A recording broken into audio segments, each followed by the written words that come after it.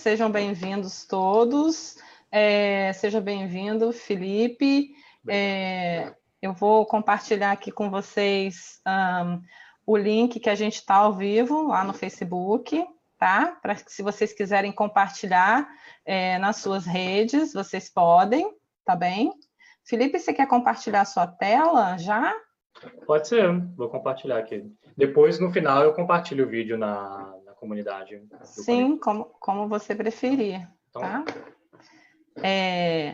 Vou passar aqui para vocês, para a audiência. Então, Felipe, seja muito bem-vindo. É um prazer receber você e o Conector Ciência aqui. Hoje é um dia bem especial aqui para a gente, porque a gente está recebendo você. Então, eu queria mais uma vez agradecer a sua presença. A gente vai fazer uma dinâmica de 30 minutos com intervalo, né? 15, intervalo para interação com a audiência, mais 15, e a gente vai ter a participação em um desses intervalos do Leonardo Carvalheira, que é do Disperciência, falando um pouquinho do Conhecer. Então, falando um pouquinho mais sobre o Felipe Oliveira da Silva, ele é fundador do Conector Ciência, biólogo pela Universidade Federal de Viçosa, mestre em Biologia Evolutiva pela Uppsala University, da Suécia, com projetos de tese na Ludwig Maximilians University, na Alemanha, e Harvard University, nos Estados Unidos. Trabalhou como pesquisador nível 2 no Biotechnology Institute da Helsinki e Iopisto, da Finlândia. Fundou... Nossa, é muito difícil esse monte de nome, hein? Fundou a microempresa social Conector Ciência para democratizar ciência. Então, depois desse currículo, né, que entorta a nossa língua, seja bem-vindo, Felipe, para te deixar ainda mais à vontade. A casa é sua. Obrigado, Ju. A rede está à sua disposição. Então tá, obrigado a vocês que vieram participar do webinário. Bom, eu vou começar já direto ao assunto, né, para a gente não perder muito tempo, então. Mas antes, realmente falar um pouquinho da minha trajetória, de por que eu decidi fazer a democratização da ciência. Ju, como é que está a página? Está dando para ver só a apresentação ou dá para ver mais alguma coisa? No Facebook eu estou vendo tudo, além da sua tela, as laterais também. Tá, então vou tirar aqui ou deixo? Como que você prefere? Não, agora eu estou vendo normal, pode manter assim, tá? Tá ok, pode continuar. Beleza. Então, pronto. A ideia é que a gente conversar um pouquinho sobre como democratizar a ciência, talvez um pouquinho prepotente falar como democratizar algo, porque esse é um processo que, na verdade, vai ser específico para a trajetória de cada um, né? Como eu vejo isso, mas eu vou trazer aqui, nessa apresentação, um pouco da minha vivência até o momento com essa questão da democratização da ciência e grupos e projetos que eu me conectei, e que me inspiram, não necessariamente como forma de copiar, né, mas como forma de você se conectar, né, porque aqui eu quero falar em todo momento como sujeito, né, o sujeito Felipe, e como o sujeito Felipe está encontrando os caminhos dele nesse processo de democratização da ciência, tá? E aí eu vou falar, como eu disse, dos comos, né, seriam projetos, oficinas, e aí essa questão de como ser acessível, né, e como que esses processos devem buscar a expressão das identidades, né? Não só a abertura por si ou democracia por si, mas o que acontece quando você tem esses processos acontecendo, processos científicos democráticos, né? Bom, para começar, né, democrático. Bom, um dos pilares da democracia é a participação, né? E essa participação na ciência ainda é muito focada nas pessoas que têm uma trajetória acadêmica, e que significa que você vai ganhar sua graduação, seu mestrado, seu doutorado, depois um pós-doc, talvez, e aí talvez você entre na universidade se houver espaço, porque hoje cada vez mais a competição é maior. Bom, quando eu digo participação aí, eu digo participação cidadã, mas aí tem várias formas de você entender o que é um cidadão, né? Então, a gente vamos dizer popular, ou comunidades, ou grupos, dependendo do nível que você estiver trabalhando, dependendo do nível que você estiver interessado. Por exemplo, pode ser a sua comunidade escolar, que você está trabalhando com essa questão da democratização, e essa comunidade escolar vai desenvolver, compreende diferentes pessoas, né? Então, pais, alunos, estudantes, no caso, né? Professores, mas também os pais, os avós, ou outros elementos da sociedade que estão interessados em contribuir com a escola, né? Basicamente todo mundo, né? Bom, democratização da ciência, para mim, veio como uma consequência de autoconhecimento. E por isso que eu estou falando dessa questão do sujeito. Em 2015, teve um marco na minha vida que foi, na verdade, assistir o documentário Stamira. E a Stamira é essa mulher que vivia, né, no Jardim Gramacho, que era um grande lixão aqui no Rio de Janeiro, né? E ela meio que invade o meu ser, assim, através da identidade dela, da trajetória dela, da forma que ela se expressa para o mundo. E que muitas pessoas veem ela como louca, e, na verdade, eu vejo ela como fruto mesmo desse processo de opressão que existe na sociedade. Eu vou só clicar aqui um pouquinho para poder explicar um pouquinho para estar bem, que é importante para mim.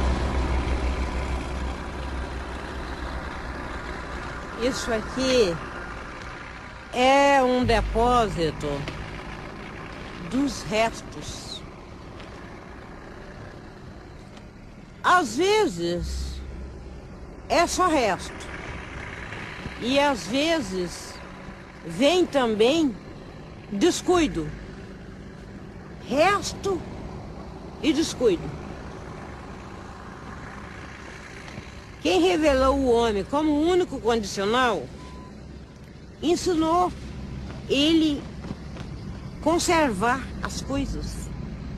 E conservar as coisas é proteger, lavar, limpar e usar mais o quanto pode.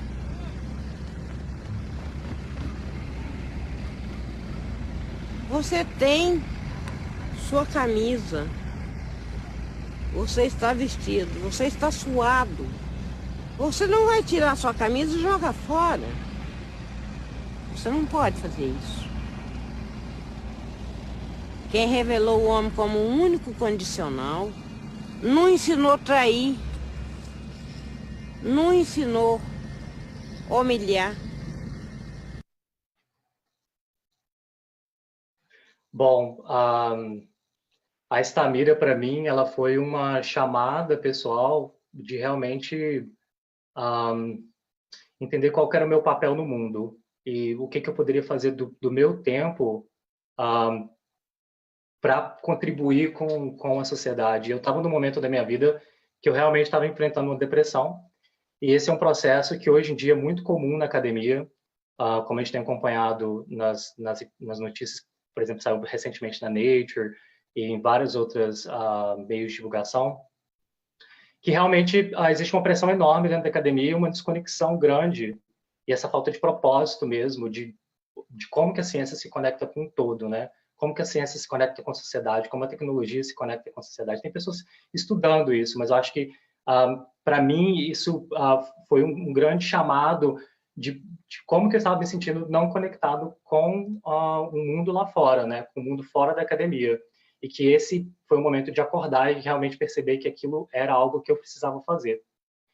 E esse processo foi muito interessante porque ele começou com questionamentos pessoais do tipo, quem construiu isso, né? Então eu comecei a olhar ao meu redor e pensar quem são as pessoas que constroem isso, né? Para onde que o lixo vai, para onde que as coisas vão, como que tudo isso é construído, né? Enquanto eu estou aqui trabalhando nos meus projetos, extremamente pensando em como que eu vou publicar esses materiais, mas como que o mundo está circulando, como que as coisas estão sendo produzidas. Eu comecei a me perguntar isso. Qual que é o meu papel na construção desse mundo, né? E aí eu comecei a avaliar minha trajetória mesmo e começar a pensar o que eu queria para o meu futuro. E aí eu conversando sobre isso, essa questão de fazer e de colocar a mão na massa e contribuir de alguma forma para a diminuição das desigualdades sociais com ciência, eu conversei com amigos e eles me indicaram um Fab Lab, que na verdade é um laboratório de fabricação digital, né, que depois eu vou falar um pouquinho mais. E eu fiz uma visita a esse Fab Lab em Helsinki, na época, que é o Aalto Fab Lab. E lá foi a primeira vez que eu descobri um universo de possibilidades de como que você poderia conectar a produção de tecnologias e o conhecimento científico com a resolução de problemas reais na sociedade, né? Demandas reais na sociedade, falta de água, ou acesso a equipamentos científicos e muito mais, usando materiais, muitas vezes, de baixo custo. E aí eu me coloquei, bom, o que eu posso fazer, então, para que eu consiga fazer isso a mão na massa, que eu consiga participar, que eu consiga contribuir. Então, isso foi ficando muito forte dentro de mim. Como que eu posso contribuir com esse processo? E aí, a primeira ação que eu fiz, né, a segunda ação, na verdade, né, que a primeira ação foi realmente ir para esse laboratório, fora do tradicional, do que eu estava trabalhando, que é um laboratório no Instituto de Biotecnologia e outros laboratórios associados que eu já tinha trabalhado na minha vida, eram desse jeito, ou então museus de ciência. E então, eu me inscrevi num curso de empreendedorismo para empreendedorismo social, em que a ideia era conectar realmente a academia com outros universos. E esse universo seria o universo social, e como que a gente como eu poderia usar minha energia, minha criatividade, as minhas conexões, o que eu havia aprendido, para poder aprender também com o outro e contribuir com eles nesse processo, né? Como escutar o outro e conseguir produzir algo junto para resolver um problema real, né? E a questão que eu estava interessado ali era realmente mais pessoas participarem do processo da ciência, né? Como meio de transformação de vida, porque esse foi foi um processo que transformou a minha vida. E aí eu comecei a me perguntar como que eu poderia fazer realmente isso, né? E uma das formas foi pensar em divulgação científica. E aí uma das primeiras formas que a gente pensou para divulgar a divulgação científica foi a questão do visual, em que produz muito conhecimento, muita informação escrita em artigos, que é algo que a academia está habituada, mas uma das formas de entender melhor as informações, conseguir assimilar melhor essa informação, é através do visual. Então, a gente acabou brincando um pouco com essa ideia como esses primeiros passos, né, na direção de trabalhar no contexto social. E eu organizei em 2 semanas um evento em que eu convidei diversos designers para conversar e mesmo tentar buscar essa inspiração de como que a gente pode revolucionar a conexão da ciência com as pessoas, né? E aí, desse processo, realmente, a pergunta que começou a surgir foi quem que eu sou, né? Quem que é a minha identidade nesse processo? E, claro que, imediatamente, me remeteu à minha infância, uma infância que é de uma cidade pequena, no interior de Minas Gerais, entre montanhas, uma infância de uma família pobre, em que você tem que estar sempre batalhando para poder conseguir sair daquele sistema, né? E aí, uma coisa que me lembrou muito da minha infância é que sempre eu pensava o que está atrás dessas montanhas de Minas Gerais. Então, o que está por trás dessas montanhas? Isso foi sempre uma curiosidade minha. E aí, quando eu me vi nessa situação em que eu não estou satisfeito com o meu trabalho acadêmico, né, do sistema acadêmico, e eu quero participar um pouco mais na sociedade, eu vi esse monte de montanhas na minha frente, né? E eu falei, o que tem por trás dessas montanhas, né? E como que eu posso descobrir isso? Eu sempre tive essa coragem de descobrir esse outro lado, né? E aí eu comecei a me expressar de diferentes formas, e uma das formas de expressão para poder conectar com a sociedade, com as pessoas lá fora e com outros tipos de pessoas, artistas, designers, porque não é só falar com cientistas, né? Falar com todo mundo, né? Foi uma exibição que eu fiz, e essa exibição chamava Identidade. E era identidade porque era essa minha busca pessoal do sujeito, esse sujeito diante do social, né? Como que a minha narrativa científica, os meus processos científicos que eu vivi e a minha trajetória pudessem contribuir para que outras pessoas pudessem experimentar mais, descobrir outros horizontes, atravessar morros, né? E aí a grande ação do processo foi realmente me casar. Então eu me casei e me mudei para o interior da Bahia. E essa mudar para o interior da Bahia não foi uma coisa aleatória, né? Realmente era uma ideia de que se a gente vai voltar para o Brasil para poder trabalhar com essas questões sociais, é melhor que eu faça isso num contexto onde tem menos oportunidades. Pelo menos eu que acreditava que haviam menos oportunidades, e eu aprendi muito no processo que, na verdade, existe muita gente trabalhando pelo Brasil afora nessas questões sociais, e se acaba aprendendo muito mais, né? Então, eu me mudei para o interior da Bahia, e lá, no sertão, eu fundei a iniciativa que eu estou trabalhando agora, a democratização da ciência, que é o Conector Ciência. E a ideia do Conector é exatamente essa conexão, né? De mundos, de formas de ver, superar medos e mesmo se jogar em outros universos e procurar aprender de uma forma que eu depois fui descobrir que eu estava fazendo meio que um doutorado informal a partir dali, né? Que até é uma conversa que o Alex Bretas, que já falou aqui na rede de pesquisadores, faz. E a partir disso eu abracei essa vontade de fazer algo por um todo e comecei a me profissionalizar nesse processo através do Conector Ciência, que eu vou colocar um link aqui. Dando para me escutar bem, Ju, eu estou completamente sem ter uma ideia. Tá super perfeito, dá para te ouvir bem. Tá? Se você quiser, eu posso compartilhar o link aqui, como você quiser.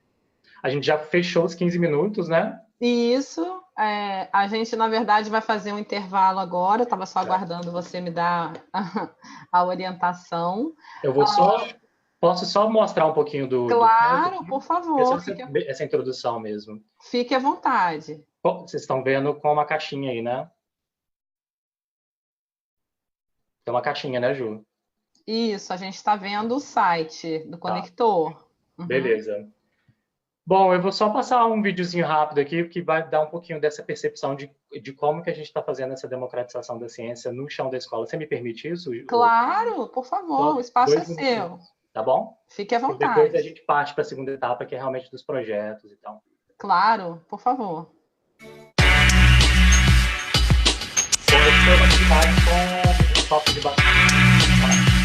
Então, foi um discurso de papel. Felipe, abaixa um pouquinho o som, porque senão a gente não ouve você.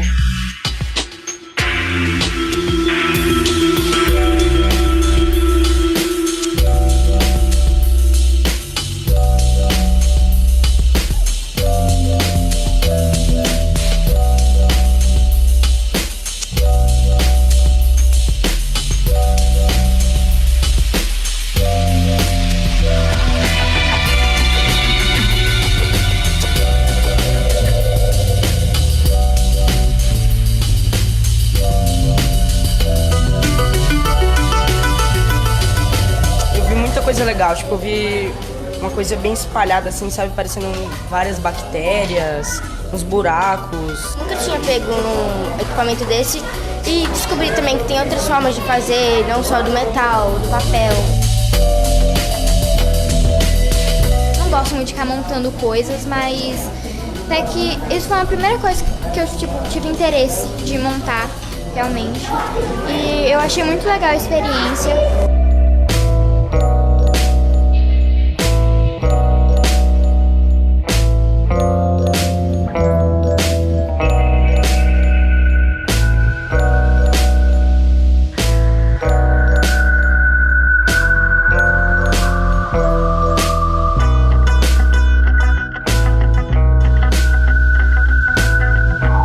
Bom, é isso, para dar essa ideia inicial de por que eu estou fazendo isso para começar isso tudo, né? Então, é uma trajetória até esse momento. Na verdade, é uma trajetória... Deixa eu até ligar a minha câmera aqui. Uma trajetória tão bonita, gente. Eu estou aqui...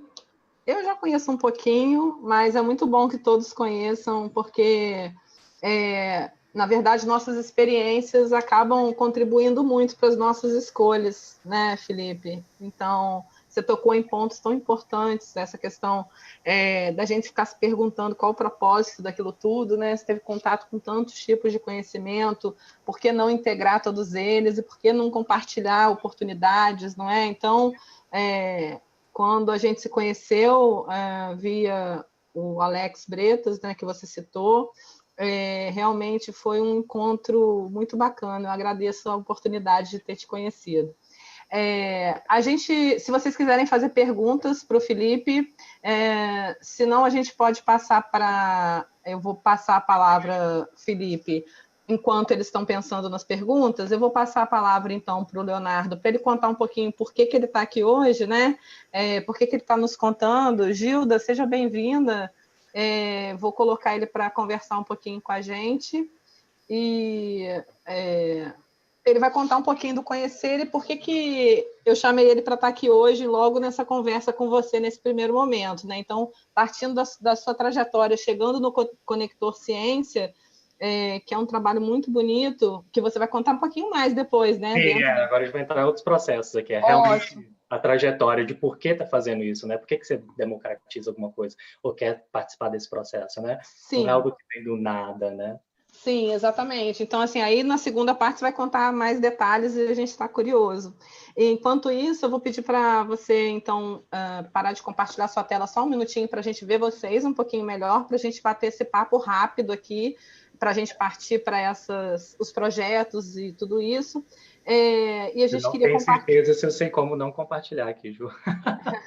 Em share screen, onde você compartilhou, é só você parar de compartilhar.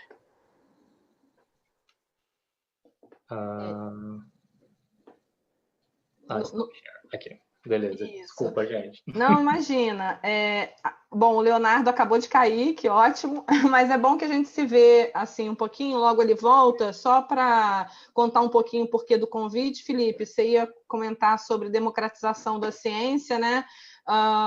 E, na verdade, a gente vai participar de um encontro, né? Primeiro Encontro Nacional de Divulgação Científica, e eu conversando com o Leonardo, né? Ele é idealizador e um dos organizadores desse evento, e também criou o canal Disperciência, né? E estuda biologia na USP, no centro de pesquisa, e é pesquisador, né? No Centro de Pesquisa sobre Genoma Humano e Célula-Tronco. Então, assim, eu convidei ele para falar um pouco do evento, da importância desse evento para a ciência e também para a democratização da ciência, né? Porque é um evento que vai reunir vários divulgadores. Então, Leonardo, seja bem-vindo. Eu espero que você se sinta à vontade. Conta para a gente um pouquinho sobre essa... A gente está te ouvindo um pouquinho mal, está bem ruim. Mas vamos tentar. Diga.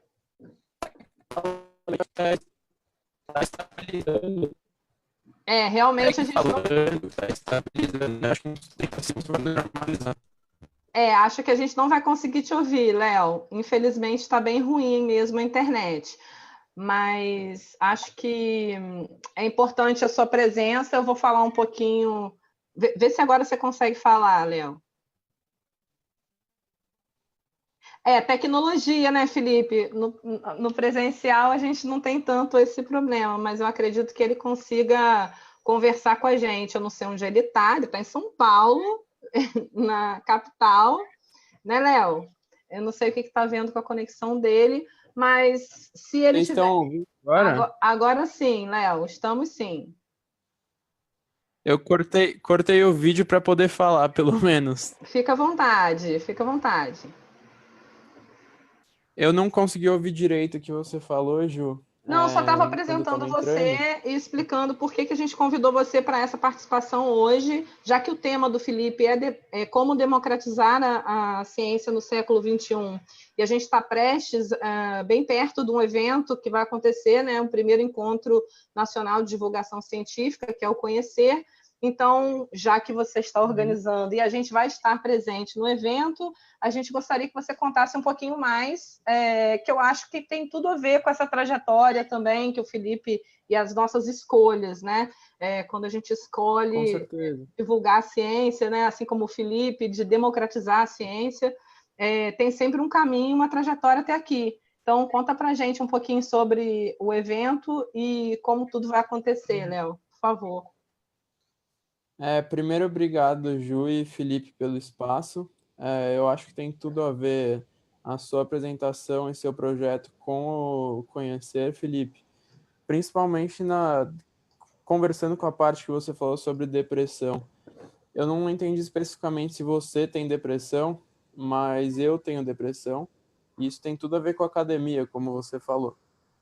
Eu concordo que a conexão com a sociedade conversa com isso, porque quando a gente entra nesse viés de virar uma máquina de produção científica e acaba se isolando mais ainda da sociedade no geral, entrando num pedestal inexistente de cientista, a gente perde essa conexão com o dia a dia, perde a conexão com as pessoas, a gente perde o propósito do porquê estamos fazendo ciência. Então, eu acho que tanto seu projeto quanto conhecer são muito bem-vindos para reconectar a ciência com a sociedade em geral. O conhecer, mais especificamente, vai reunir mais de 140 pessoas da divulgação científica brasileira, de 7 estados do Brasil, vem gente do Reino Unido, da Argentina, e a gente quer, além de apresentar alguns projetos para todo mundo que estiver acompanhando ao vivo, formar uma grande rede entre os divulgadores científicos e os grandes pesquisadores do Brasil, que vão estar lá também, e mostrar que a divulgação científica tem que ser horizontal, sabe? A gente tem muito a aprender com a sociedade em geral.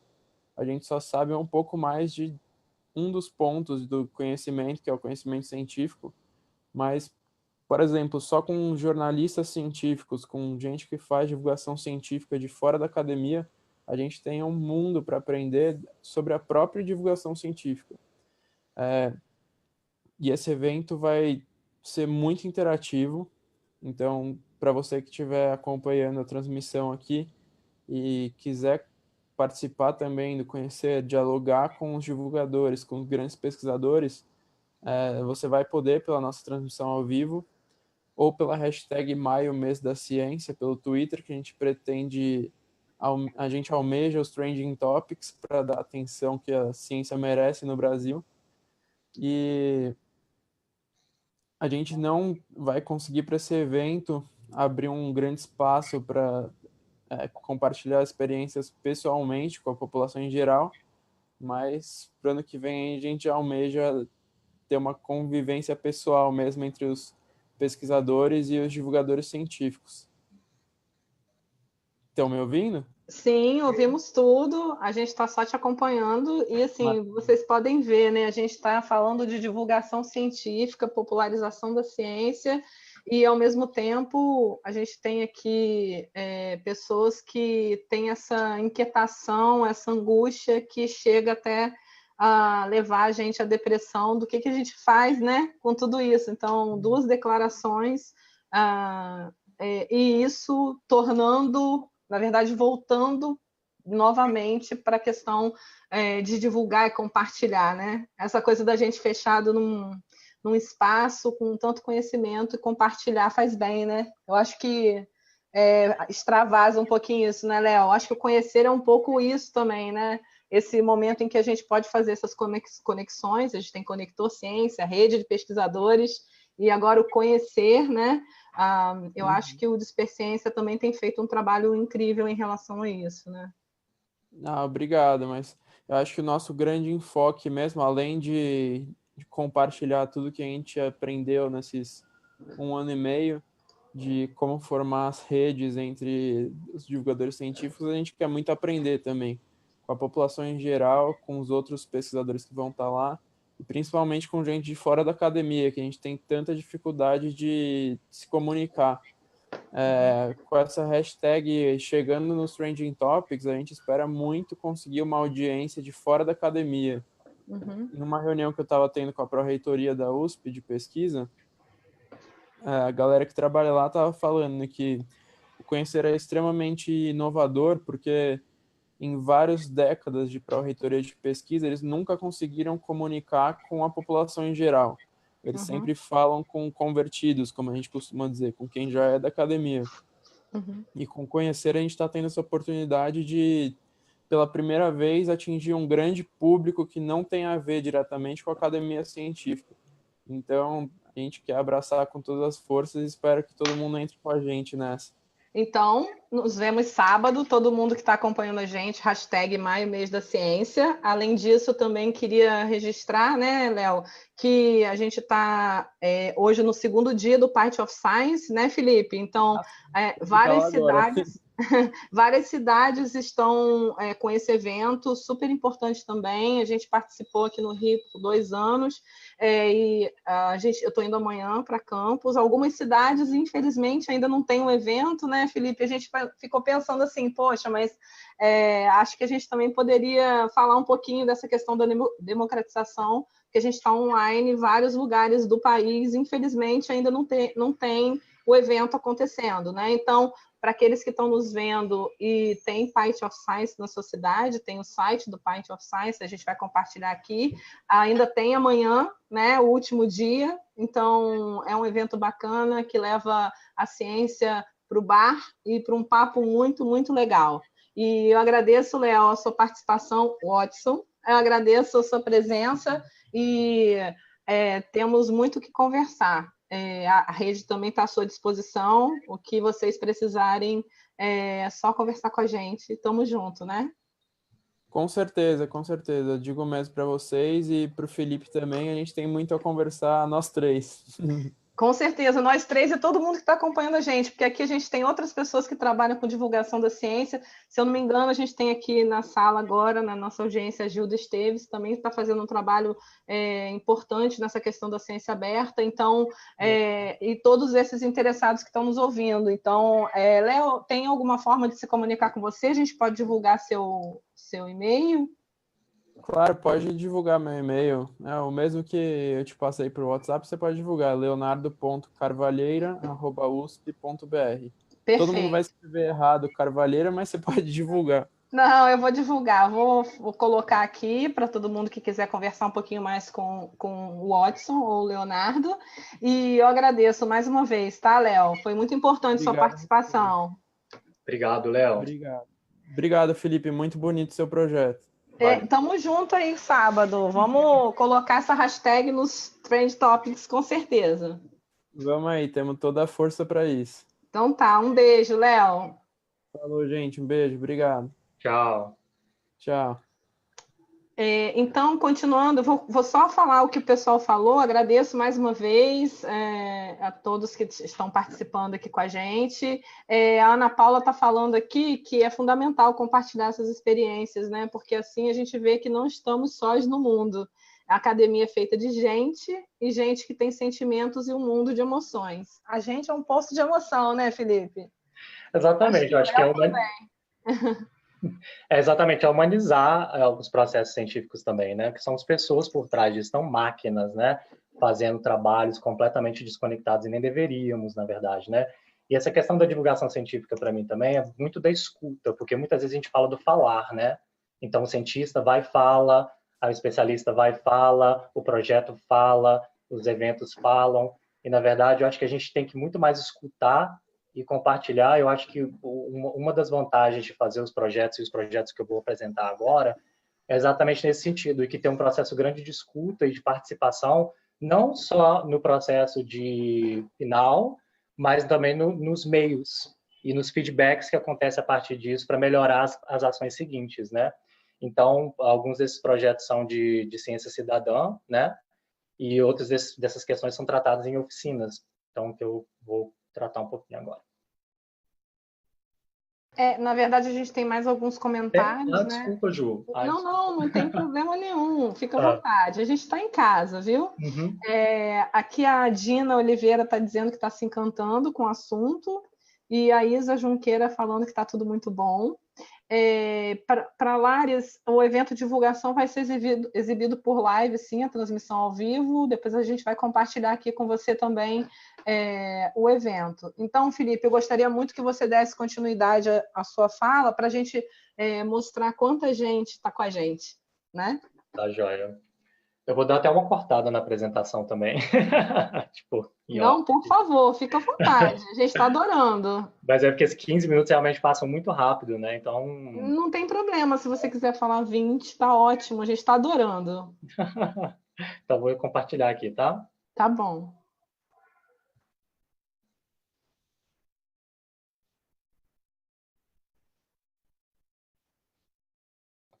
Bom, então vou começar aqui.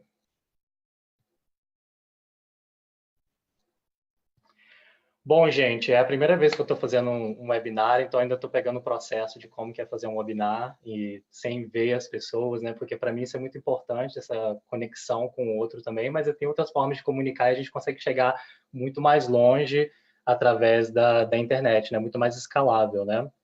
Então, me perdoem por qualquer processo aí.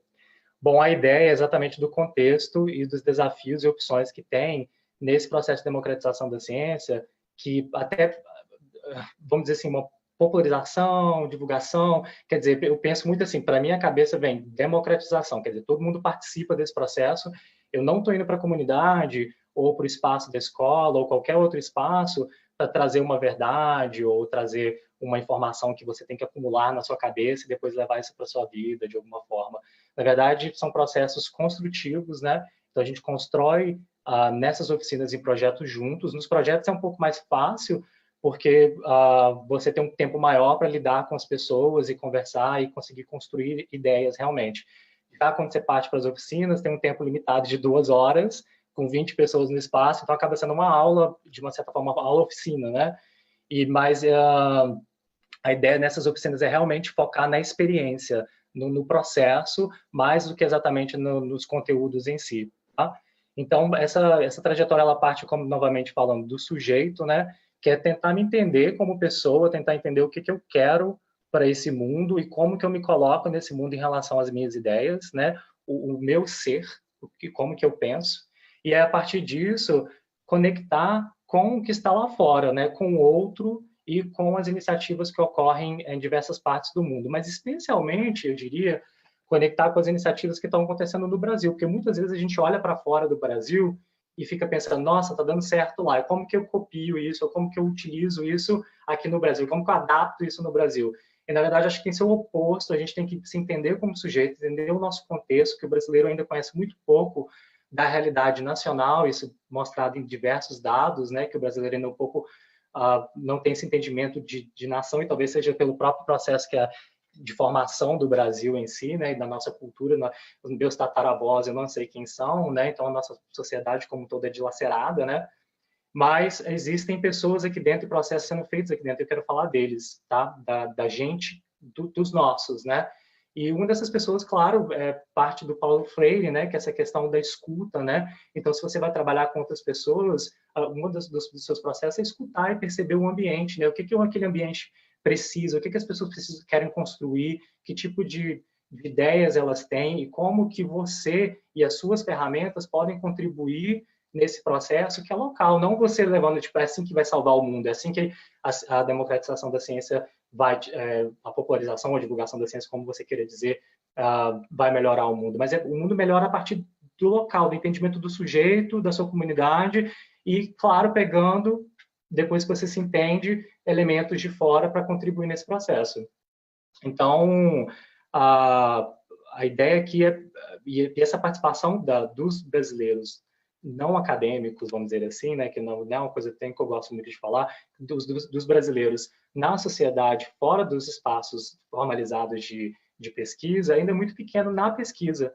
Então, a participação deles é muito pouca. E a participação deles é muito pequena também na própria formação da ciência, na própria construção de elementos da ciência. O que eu digo isso? O quê? Por exemplo, equipamentos científicos, por exemplo, que poderiam ser utilizados nas escolas. Mas eu vou passar para frente, para a gente primeiro se situar nesse mundo que está acontecendo agora, né? Então, a gente tem informações que são exponenciais, né? A academia e o mundo como um todo produz muita informação, né? Mas aí como que você consegue conectar essas informações e produzir conhecimento e fazer sentido disso para que haja realmente uma transformação social, se esse é o seu interesse, né? E aí, na escola, no chão da escola, que é um chão que eu gosto de frequentar,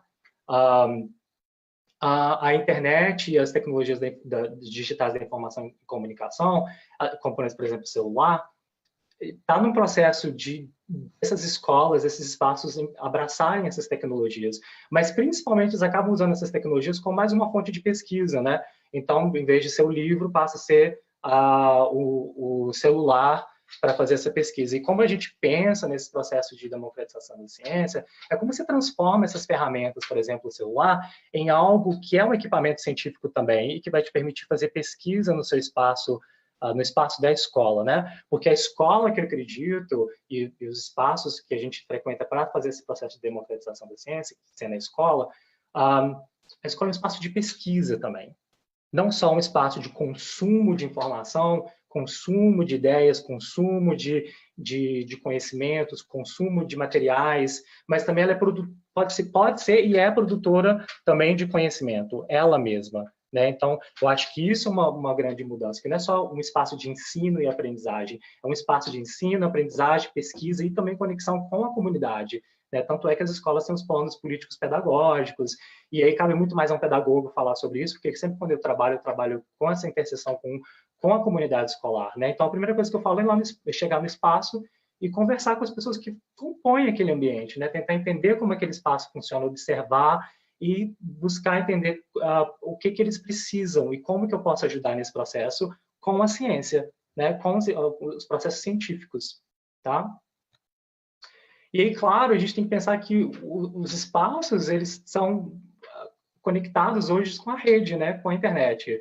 Então, é uma inteligência coletiva, né? E você não pode desperdiçar esse contato da escola com o espaço externo, você com o espaço da escola e a escola com o global, né?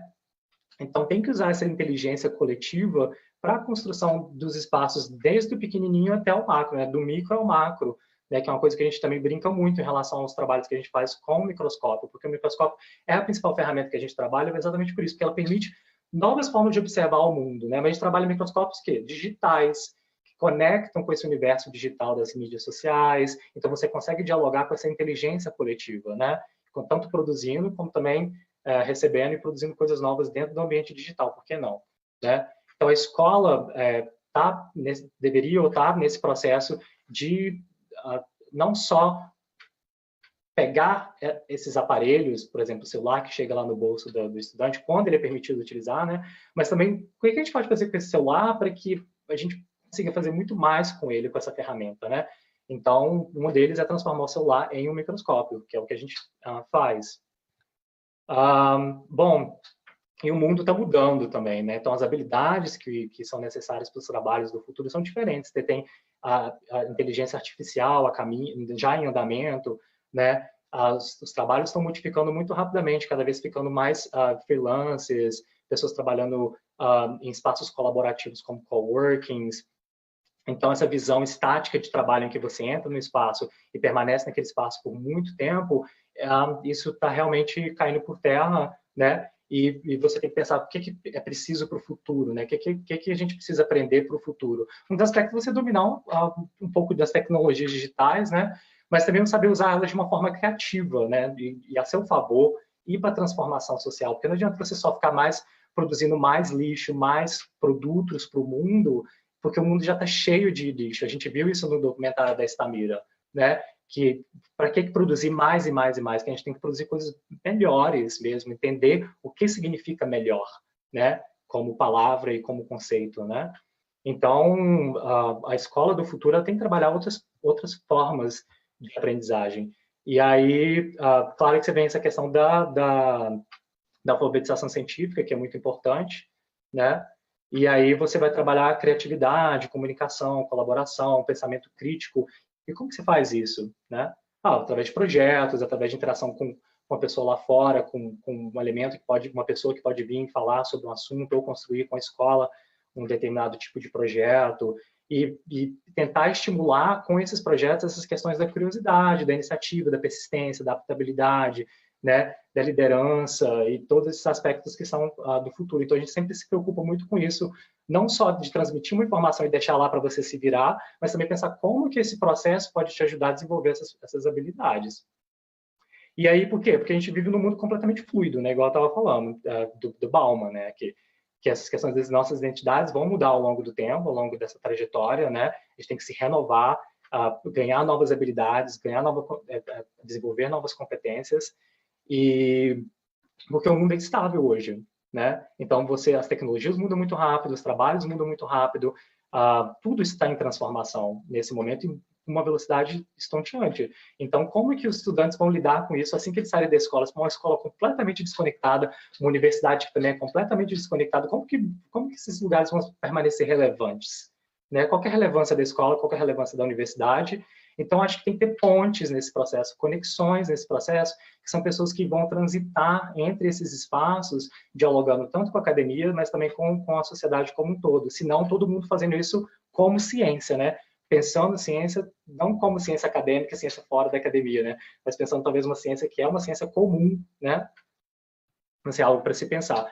E aí a gente está falando, né, de academia, uma academia que está cada vez mais deprimida, cada vez mais competitiva, porque os trabalhos são cada vez mais difíceis de conseguir no espaço acadêmico, então vem uma cobrança muito grande. Os espaços acadêmicos são geralmente bastante hierárquicos, não todos os lugares, isso vai variar bastante, mas no geral bastante hierárquico, tem a figura do professor, né? E aí todo mundo segue o que esse professor está falando, né? O que não deveria ser, acho que muitos professores que realmente são educadores, realmente preocupados com o outro, não estabelecer esse tipo de relação autoritária, né? E essa questão da desconexão com o meio externo. E aí, claro, novamente falando essa questão que no futuro as pessoas vão estar trabalhando de forma bastante em casa, com freelancing, é o trabalho que eu faço, né? Então, eu produzo minhas oficinas e os meus processos em casa, mas também interagindo com diversos tipos de espaços, circulando online e offline, né? Mas é um processo de freelancing e isso está cada vez ficando mais comum no mundo, tá? Então, é uma tendência mundial de trabalhar com um pouco mais de liberdade, de certa forma, trabalhando com o seu próprio sujeito, né? O que o seu sujeito precisa nesse mundo, e aí você mostra o que você é capaz de produzir, e aí tem pessoas que vão te contratar porque elas querem aquela disseminação desse tipo de pensamento nos espaços dela, né? Que não necessariamente elas ainda desenvolveram, mas querem co-desenvolver. E aí um desses processos de conexão e de fazer sentido da sociedade com a academia, eu acabei, nos meus processos, na minha trajetória,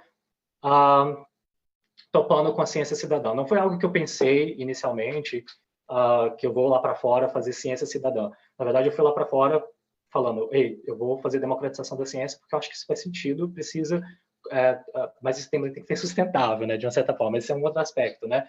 Mas naquela época eu falei, eu quero trabalhar com democratização da ciência e aprender como que esse processo pode ser feito dentro da comunidade.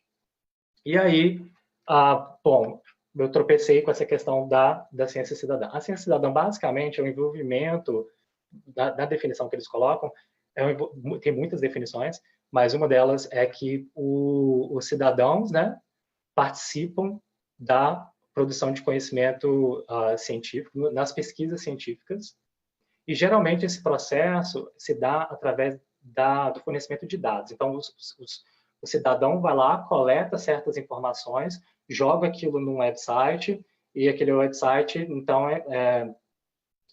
joga essas informações para um cientista, um especialista, etc., e ele analisa aqueles dados, depois publica, e provavelmente agradece a pessoa lá embaixo, e dependendo do projeto, ele vai ter também uma certa formação dos participantes para poder coletar esse dado que ele está interessado. Esse é a ciência cidadã, tipo, nível 1, que eu acho que é o nível exploratório, na minha opinião. Mas isso eu não quero entrar muito em detalhes, porque também pode entrar em problemas, enfim. Mas a minha perspectiva, realmente, é que esse tipo de interação com a sociedade, em que você vai lá e essas pessoas contribuem com dados, não sei se faz muito sentido para mim, né? Porque você ainda continua com essa questão de que é só fornecedor, né? De informações rasas ali. Você está realmente envolvendo com um processo de perguntas, né? E claro que vão ter diferentes tipos de projetos de ciência cidadã, e aí vão ter 4 níveis de envolvimento na ciência cidadã que eu vou falar. Um deles é a produção de dados, né?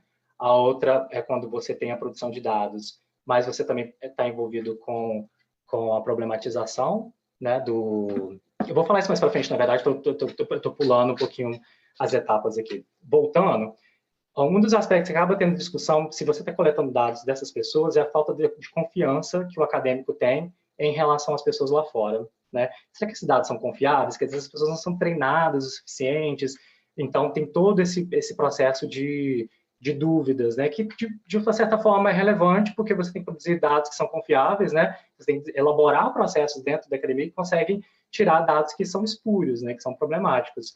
Mas a própria ciência em si tem que começar a se enxergar também, né? Que não é só o não... como que eu coloco isso? A pessoa que não está dentro do processo acadêmico tradicional, que eles chamam de cientista cidadão, né? O cientista que trabalha com, muitos cientistas que trabalham com nessa área, chamam esses outros de cientista cidadão, ou até amadores, que é uma palavra que eu realmente tenho uma dificuldade de lidar, porque eu acho que quando você está chamando o outro já de amador, você não está estabelecendo uma conexão. Então, realmente é problemático.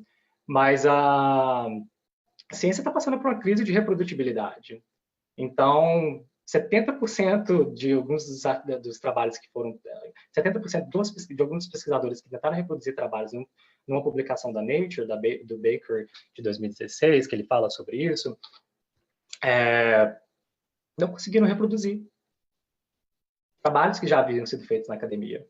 E você tem a literatura fantasma, nomes fictícios, revistas que publicam qualquer tipo de informação, qualquer tipo de trabalho, né, as revistas predatórias. Então, existem diversos tipos de coisas dentro da academia que também precisam ser repensados, né? E, então, a confiança, eu acho que tem que ser estabelecida também com a comunidade, não pelo fato de talvez produzir um dado que é incorreto. Se você realmente tiver uma interação confiável com essas pessoas e uma conexão com elas, vão começar a produzir coisas boas, né? É uma questão de tempo. E, então, como eu falei, realmente as pessoas são realmente utilizadas como sensores e coletores de informações, são chamados de amadores, voluntários, cientistas cidadãos, basicamente mão de obra barata, né?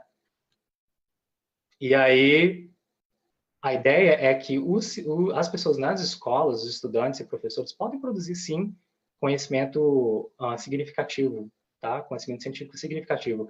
E a gente tem exemplos disso. Então, se você for no site da FEBRACE, que é uma feira de ciências a nível nacional, existem diversos trabalhos que vão desde produção de sensores para ajudar velhos, idosos nas casas deles. Então, se eles caírem, o sensor consegue avisar se ele caiu. Você tem uma amiga minha que trabalhou com estudante, inclusive alguns estudantes têm bolsa de iniciação científica, em que eles desenvolveram uma tatuagem com lisossomos, usando materiais completamente DIY, né? Porque eles pegaram do açougue e do supermercado.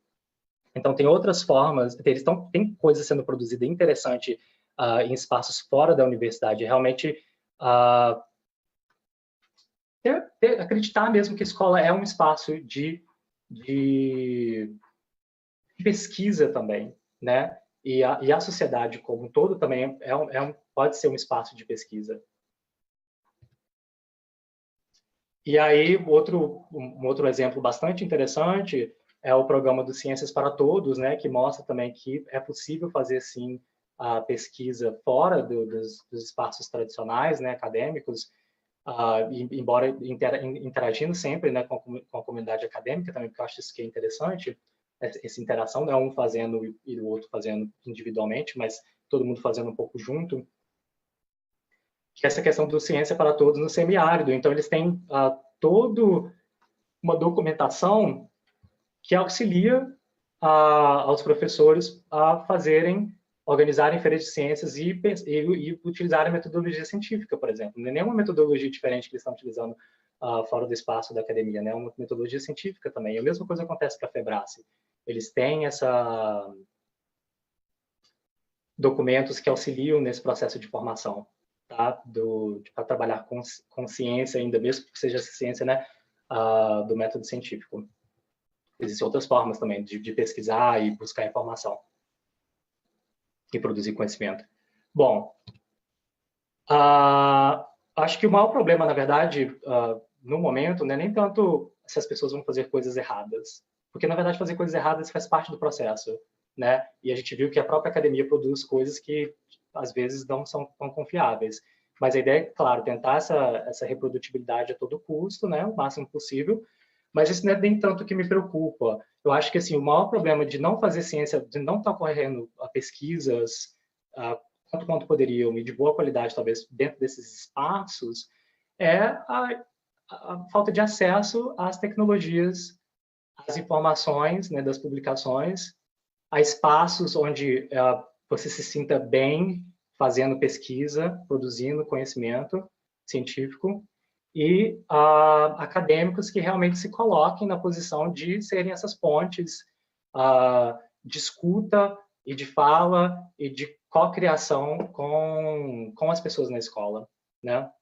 De não vir exatamente com um projeto montadinho, chegar lá, olha, estamos aqui, é assim que a gente vai fazer, né? Mas como que você constrói projetos junto com a comunidade escolar, né? E duas formas que estão aí, a ciência aberta e o movimento DIY, que eu vou falar aqui.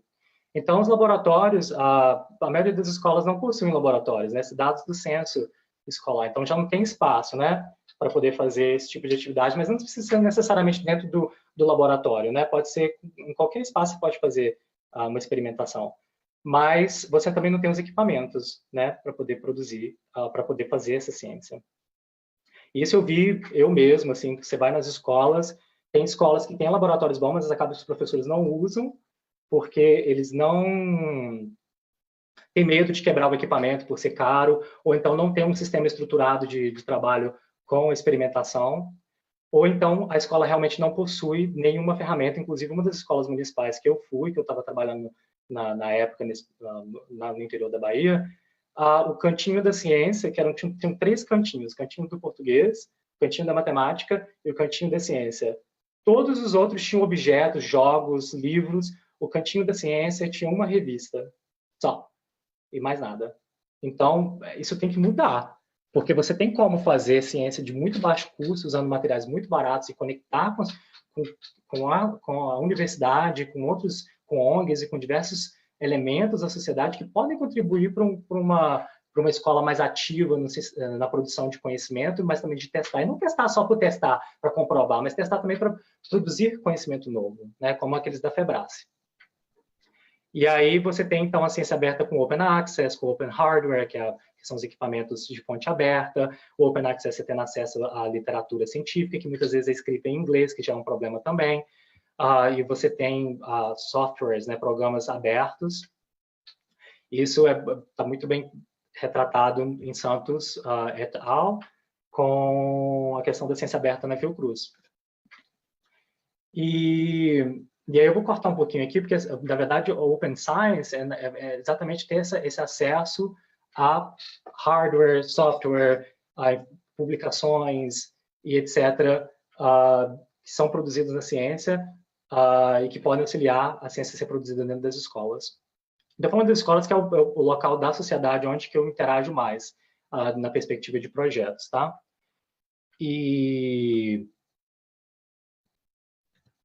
Bom, aí a gente estava falando da questão da abertura das informações, né, e dos projetos, todos com licenças abertas, que você não precisa pagar por elas para poder reproduzir na sua escola, ou até mesmo ampliar a partir daquele projeto. Mas também existem outros espaços, que são espaços para você fazer mesmo, faça você mesmo, né, o DIY, né, ou o DIT, né, que é o façamos juntos, né, todos juntos. E que são espaços com ferramentas de fabricação digital. Geralmente essas ferramentas são um pouquinho caras ainda, são bastante caras ainda, na verdade, para ter em todas as escolas, mas existem espaços onde as escolas podem começar a conversar, tá? E um desses espaços são os hackerspaces, eles estão espalhados pelo Brasil, não todas as partes do Brasil, mas em vários estados do Brasil tem hackerspaces, então você pode começar a dialogar com esses espaços. Foi uma coisa que imediatamente, assim que eu saí da academia, eu comecei a fazer. Então, frequentar esses espaços de produção de conhecimento e de produtos que são abertos, que são livres à circulação. Por exemplo, hackerspaces, onde tem bastante gente produzindo software e hardware de licença livre, mas é um ponto de encontro, é um local onde as pessoas se encontram, como diz a Bia Martins, né, na pesquisa dela. E aí você tem um makerspace, são esses espaços de criação, de fabricação digital, né? Então, você tem uma impressora 3D, cortadora laser, CNC, várias dessas máquinas de fabricação digital, como esse microscópio que está aí no fundo, que foi cortado na laser. Então, você tem o hardware que é de madeira, cortado na laser, e uma webcam, que é uma webcam que foi hackeada, em que você inverte a lente e você transforma ela num microscópio. Esse mesmo microscópio foi produzido, por exemplo, pelo Manual do Mundo, e você tem papel, que é feito com papel. Então, realmente, é uma questão de se conectar com essas informações, esses projetos. Muitos desses projetos ainda estão em inglês, realmente, de fato. Então, precisa ter esse processo de diálogo, tá? Com essas informações abertas. E aí, você está falando como democratizar, uma dessas formas é você ter o diálogo, né? Você ter escuta, e aí você ter a abertura de informações e de equipamentos, né? De projetos de construção de equipamento. E aí, outra forma é você ter também diversos protocolos ou formas de experimentar na escola, né? E que não são protocolos fechados, são protocolos que permitem outros tipos de exploração. Por exemplo, um dos estudantes que fizeram extração de DNA comigo, que é uma prática extremamente simples, ele disse, agora eu quero produzir um organismo que seja alho e cebola junto, porque eu não preciso picar o alho e a cebola separados um do outro. Quer dizer, esse estudante já está pensando em biotecnologia, então, está pensando em transformar, talvez até, para criar um outro tipo de espécie. Quer dizer, aí tem vários aspectos que tem que discutir, que são éticos e tudo mais, quer dizer, enfim, tem outros aspectos que são irrelevantes ali. Mas você começa a influenciar, não influenciar necessariamente, mas você cria oportunidades para que essas ideias emerjam e que elas tenham espaço para serem verbalizados, né, e até executados. E aí um desses processos que acontece também é dentro dos espaços DIY, de biologia, DIY Bio, Biohacking ou DIY Science, né, que é o faça você mesmo da ciência da biotecnologia, em que basicamente as pessoas constroem equipamentos nesses espaços ou fazem experimentações científicas do tipo de extração de DNA, como a gente fez lá na Chapada do Diamantina.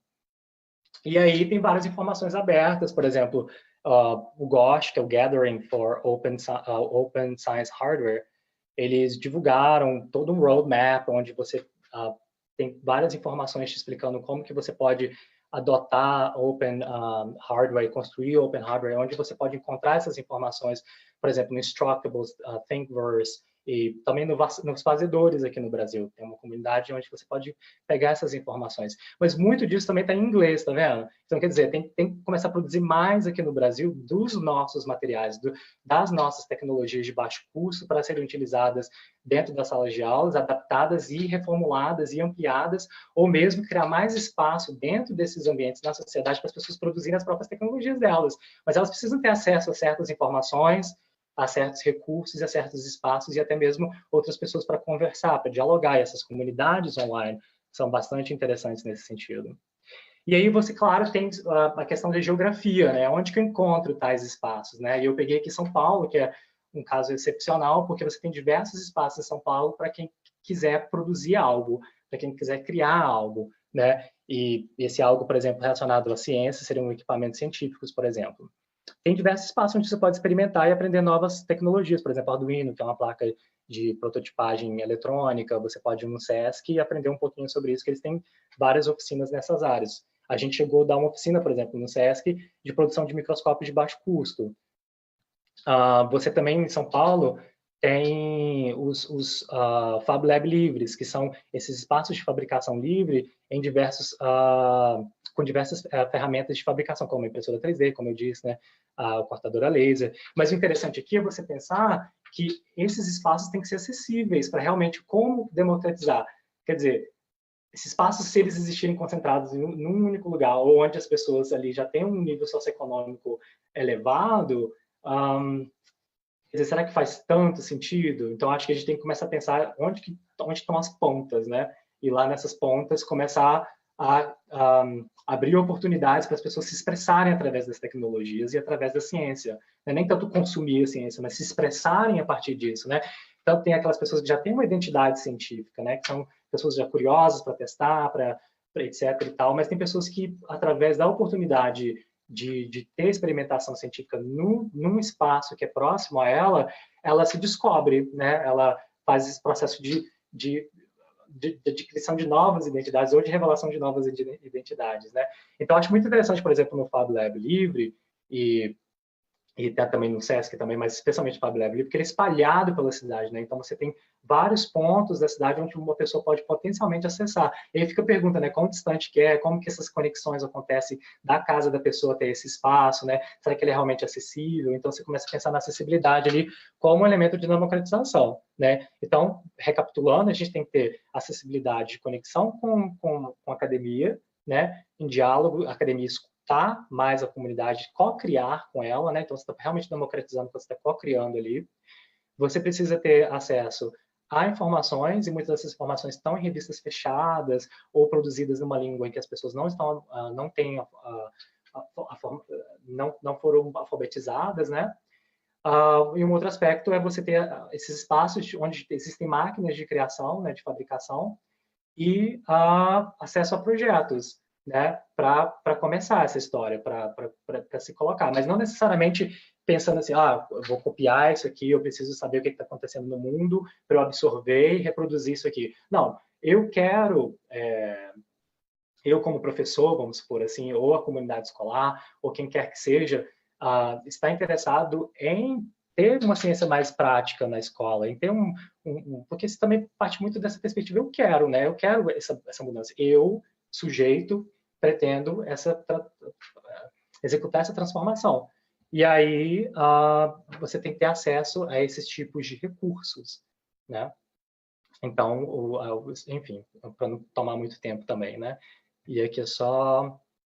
E aí vem essa questão de mesmo tendo toda essa questão da ciência cidadã acontecendo, que está conectando, e você tem os espaços de fabricação, tipo hackerspace, makerspaces e DIY biohackerspaces, ainda assim a diversidade nesses espaços não é o desejável, tá? Então a maior parte desses espaços são compostos por pessoas brancas, gêneros bem definidos que eu diria assim, masculino e feminino, né? Então que é um aspecto que não necessariamente eu tenho conhecimento para poder falar, mas, de certa forma, não tem uma diversidade tão grande de pessoas nesse espaço. Mas a gente está falando de diversidade, mas diversidade por diversidade não é diversidade por diversidade. É porque a gente já sabe que diversidade gera produtos melhores, geram consequências melhores. E tanto no design quanto nos projetos. Por exemplo, no projeto do Conector Ciência, quando a gente fez aquele vídeo que eu mostrei do microscópio de baixo custo dentro da escola,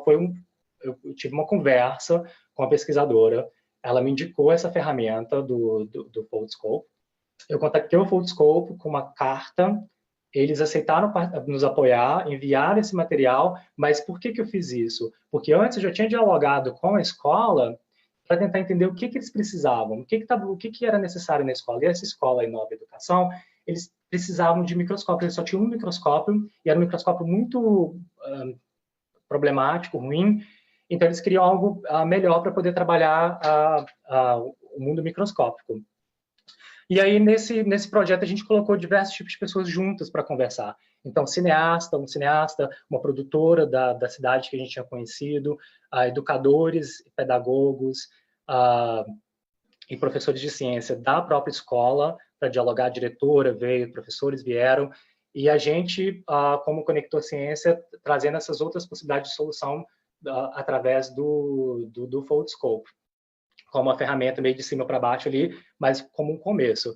E a partir dessas conversas surgiram ideias de temas, e o tema que acabou surgindo é essa questão da invisibilidade, porque a maioria dos brasileiros são invisíveis para a ciência, né? Porque, como eu falei, muito poucos brasileiros ainda participam muito poucos brasileiros participam da produção de conhecimento científico e da ciência, ou mesmo da reprodução de experimentos, né?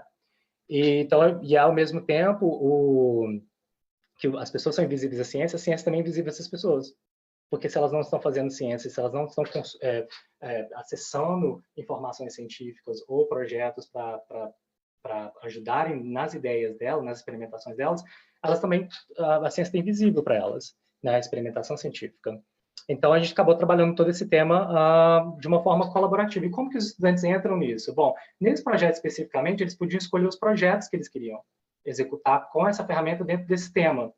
Então, ele podia investigar a água, a diversidade de organismos na água, a diversidade de seres na casca da árvore, etc. E foi daí, na verdade, que a gente se deu conta que a gente estava fazendo bioblitz, que é um tipo de ciência cidadã em que você vai lá para fora no mundo, entendeu? Por um certo período de tempo e começa a coletar a identificar o máximo possível de espécies.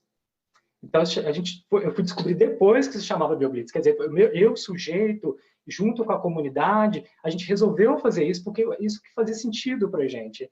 E aí, depois, a gente, acessando mais profundamente a literatura e pessoas na comunidade acadêmica, que era um grupo que a gente trabalhou também, que é o Guardiões da Chapada, que eu vou falar um pouquinho, que é um grupo de ciência cidadã, que trabalha na Bahia. Então, eles começaram, o que vocês estão fazendo é bioblitz. Quer dizer, então, você vê o acadêmico conversando com a gente, ajudando a gente a entender melhor os processos que a gente está criando ali, ou recriando, né?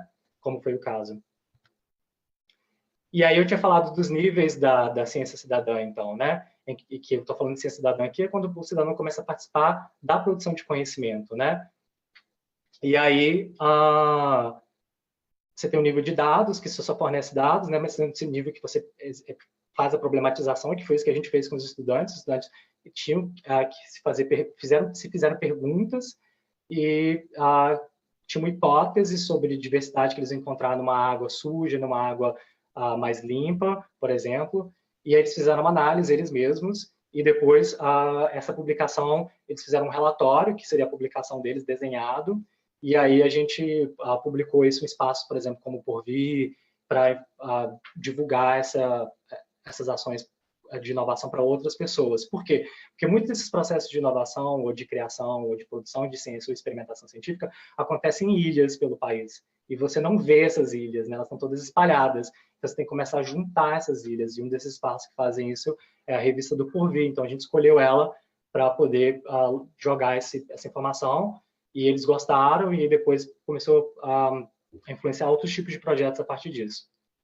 Inclusive, a gente acabou virando referência para Foldscope Instruments de como trabalhar o Foldscope na sala de aula, por exemplo. Então, foi uma coisa assim que a comunidade se desenvolveu para poder criar isso.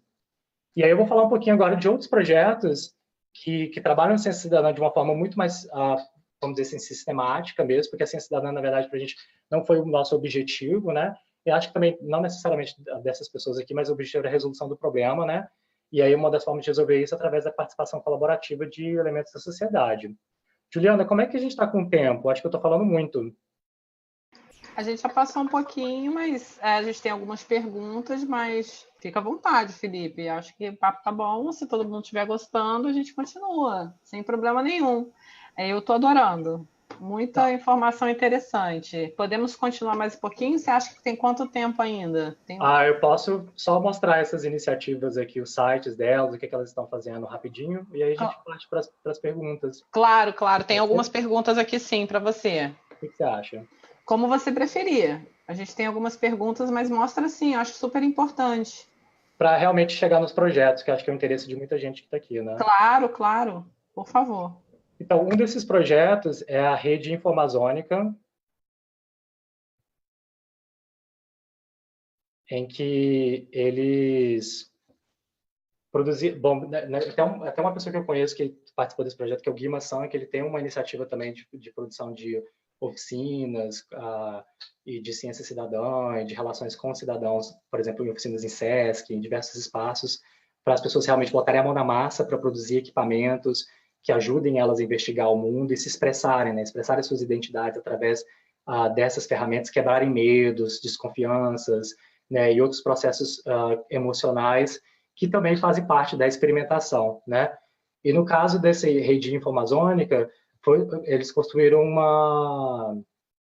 um sensor, uma série na verdade, um equipamento de fonte aberta, que ele tem vários sensores conectados a ele, e ele consegue medir a qualidade da água, tá? Junto com a temperatura, pressão, etc., porque isso afeta na medição da qualidade da água. Para, por exemplo, tentar entender se tinham coliformes fecais em diferentes partes do rio, na região da Amazônia. Então, esse é um projeto que, na verdade, associa tudo que eu tinha falado antes, né? Então, associa a questão das tecnologias abertas, a tecnologia em si, né? E a participação dos cidadãos na construção dessas tecnologias no espaço, né? Ou reconstrução, no caso, né? E o uso dessas tecnologias para medir dados ambientais. E esses dados ambientais são jogados na rede e podem ajudar a influenciar políticas públicas de melhoria da qualidade da água nessas regiões, por exemplo. Esse é um caso, que é a mãe da água, que chama o equipamento sensorial, né, que sensibiliza também. Então, é um projeto bastante interessante. Não tem muito tempo para poder falar, então eu vou cortar. Não tem problema para poder voltar. Bom, o outro projeto, ele é o GIAIA, vamos dizer assim, que é um projeto que também ele surgiu como uma resposta, né? Então, houve a quebra da barreira de sedimentos em Mariana, né, na região de Mariana. Então, diversas pessoas, cientistas, pessoas da comunidade ao longo do rio e mesmo pessoas de outras universidades ao redor do país se envolveram para fazer medições da qualidade também da água, para ver metais pesados, turbidez e tipos de organismos bentônicos ou do fundo da água, né, que estavam ali.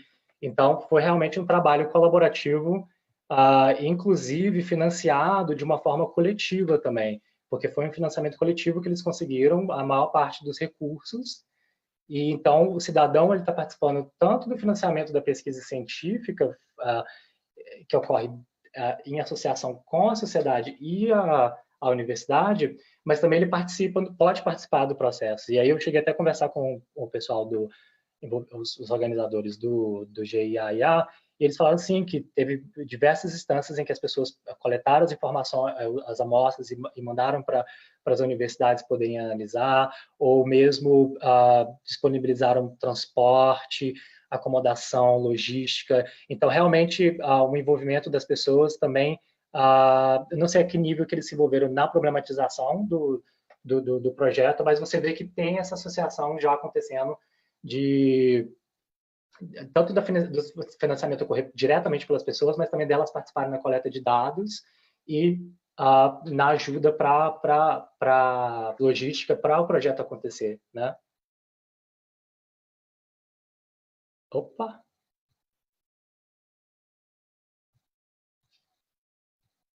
Bom, deixa eu fazer assim.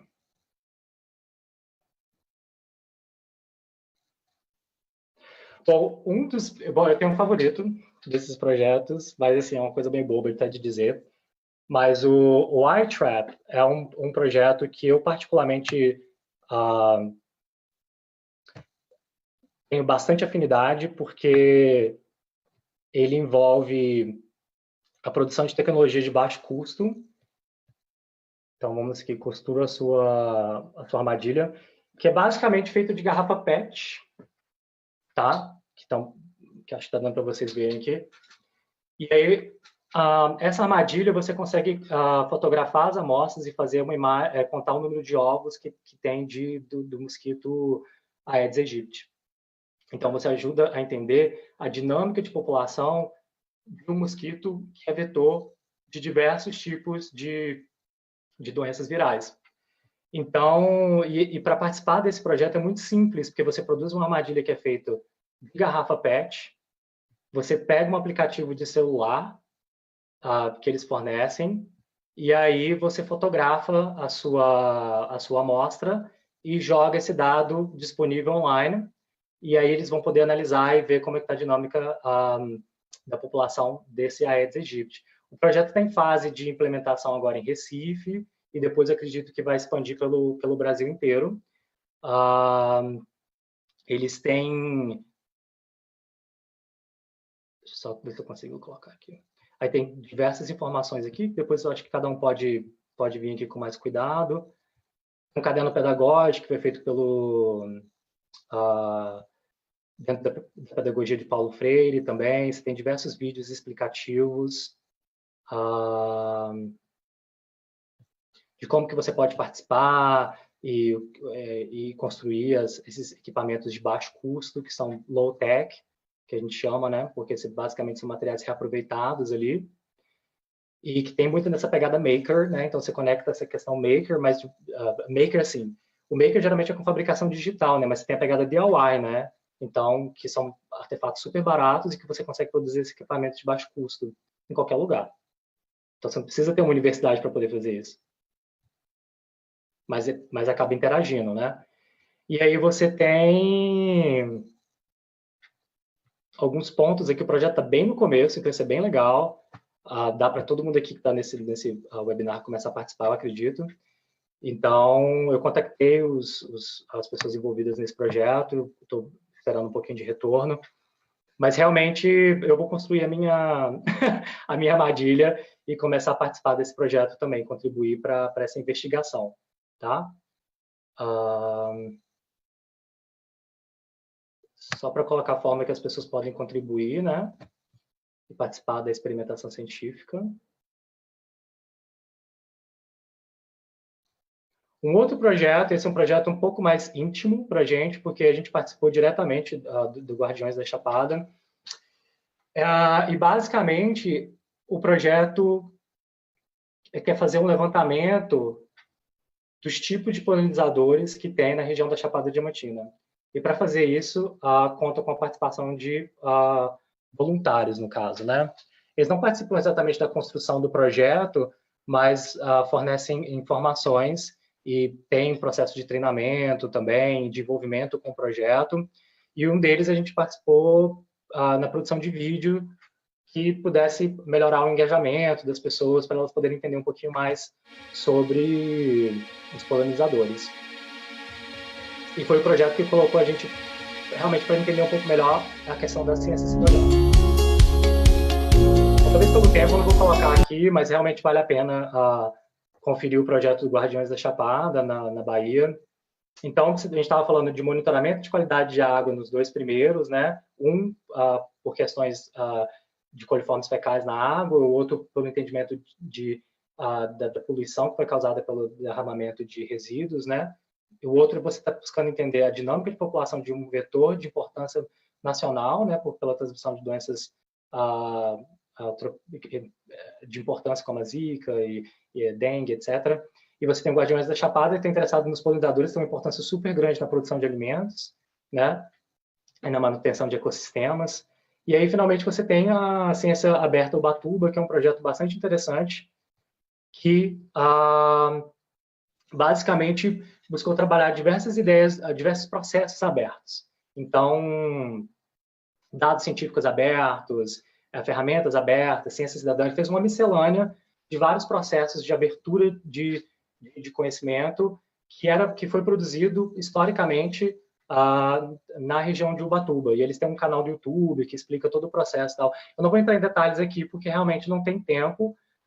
Eu pensei que 15 minutos fosse uma coisa muito longa, na verdade é uma coisa bastante curta, então acabei exagerando um pouquinho.